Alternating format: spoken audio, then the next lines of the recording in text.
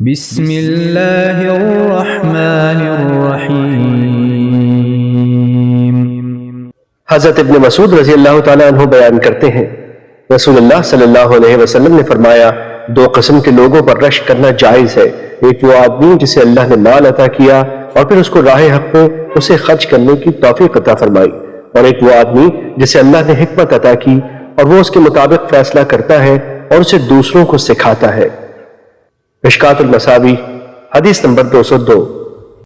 حضرت ابو ہریرہ رضی اللہ تعالیٰ عنہ بیان کرتے ہیں، رسول اللہ صلی اللہ علیہ وسلم نے فرمایا، جب انسان فوت ہو جاتا ہے تو تین کاموں، صدقہ جاریہ، وہ علم جس سے استفادہ کیا جائے، اور نیک اولاد جو اس کے لیے دعا کرے، کے سوا اس کے اعمال کا سلسلہ منقطع ہو جاتا ہے۔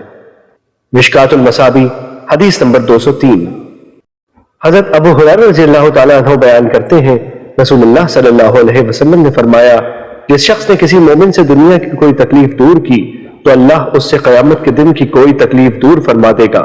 جس شخص نے کسی تنگ دستی پر آسانی کی تو اللہ اس پر دنیا و آخرت میں آسانی فرمائے گا۔ جس نے کسی مسلمان کی عیب پوشی کی تو اللہ اس کی دنیا و آخرت میں عیب پوشی فرمائے گا۔ اللہ بندے کی مدد فرماتا رہتا ہے جب تک بندہ اپنے بھائی کی مدد کرتا رہتا ہے۔